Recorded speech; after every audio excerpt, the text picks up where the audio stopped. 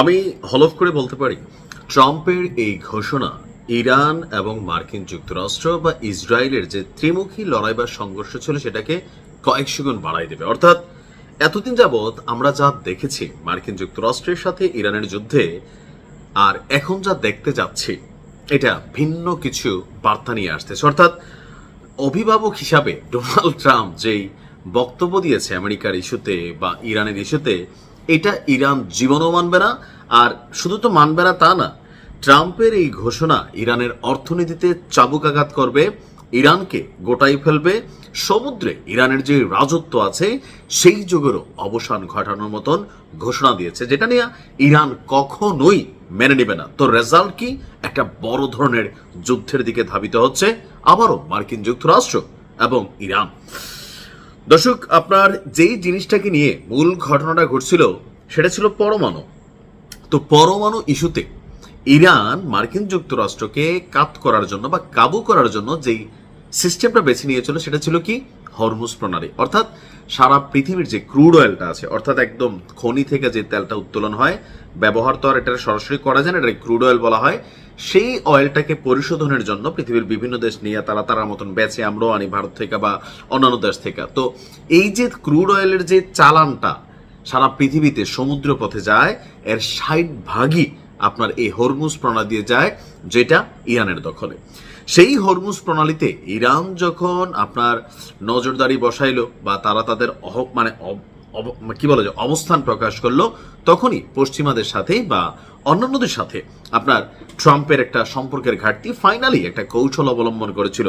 আমার মনে হয় এখন একটা প্ল্যান বি তাদের ফাইনাল হয়ে গেছে, সো খেলা হতে যাচ্ছে। ট্রাম্প বলছেন যুক্তরাষ্ট্র হরমুজ প্রণালীর অভিভাবক হবে, অর্থাৎ তারাই এটার মালিক হয়ে যাবে। শুধুমাত্র তাই না, এই দায়িত্ব পালনের বিনিময়ে অন্যান্য দেশের কাছ থেকে টোল আদায় করা হবে।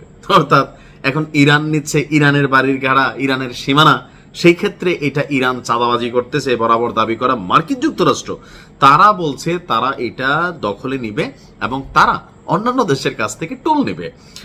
আজকে ফক্স নিউজকে দেওয়া এক সাক্ষাৎকারে ট্রাম্প বলছেন আমরা প্রণালীটি রক্ষা করব। তো কার কাছ থেকে রক্ষা করবেন? মনে করলাম যে ইরান দখল করে রাখছে অবৈধভাবে, তো ইরানের কাছ থেকে রক্ষা করবেন কেন? ইরান কি করতেছে? এই পথ দেয়া যারা ইসরায়েলের সহযোগী রাষ্ট্রগুলো আছে তাদের কাছ থেকে তারা টোল আদায় করতেছে বিভিন্নভাবে। যারা মার্কিনী বা আরো অন্যান্য রাষ্ট্র যারা ইরানের বিরুদ্ধে যুদ্ধ করে তাদের কাছ থেকে তো নিচ্ছে, সবার কাছ থেকে কিন্তু নিচ্ছেও না।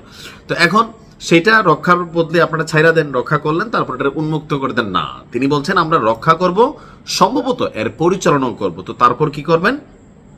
আমরা এর অভিভাবক হয়ে উঠবো। এরপর এজন্য আমাদেরকে অর্থ পরিশোধ করতে হবে, আর সেই অর্থ হবে অনেক মানে বয়স বেশি হলে যা হয় আর কি।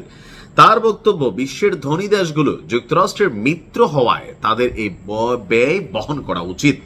যুক্তরাষ্ট্রেও বিনামূল্যে এমন দায়িত্ব পালন করবে না বলেও তিনি জানিয়ে দিয়েছেন। অর্থাৎ তোমরা যারা আমার পয়সালা বন্ধুরা আছো টাকা খরচ করো, খালি আমি খাওয়াইলাম বিল দিলাম আর তোমরা বিল টিল দিবে না, নিজেরা পরিবার নিয়ে খাইবা। অনেকে আছে না বন্ধু বান্ধবদের মধ্যে যে বড়লোক বন্ধু বলে তারা লুটার চেষ্টা করে, বিশেষ করে আমরা প্রবাসীরা যখন দেশে আসি, দেশে থাকা বন্ধুদের মধ্যে একটা বড় অংশ লুটার চেষ্টা করে, নিজেরা ভালোই খরচ করে, কিন্তু প্রবাসী বন্ধুটারা পাইলে ভালোই কিন্তু কোপায়, হচ্ছে মানে খায়। এটাও একটা মজার বিষয়। যাই হোক, মানে আমেরিকা বলছে একই কথা যে বাবা আমার সাথে যারা তোমরা ভালো বন্ধু আছো তোমরা কি করবা?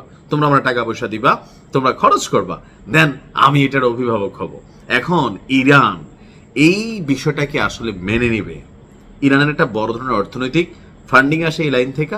পাশাপাশি এই যে ধরেন আমেরিকার মতো একটা রাষ্ট্র, মার্কিন যুক্তরাষ্ট্র, তারা ইরানের সাথে চুক্তিতে গেছে শুধুমাত্র এই হরমুজ প্রণালীটার একটা বড় খেল ছিল। তো ইরানকে আসলে ছেড়ে দিবে না। ইরান বলছে এটা কখনই হবে না, যে কোনো মূল্যে হরমুজ প্রণালীর নিয়ন্ত্রণ ইরান তাদের নিজেদের কাছে রাখবে, আর এজন্য যা করা দরকার তা করতে প্রস্তুত। তো এর অর্থ কি?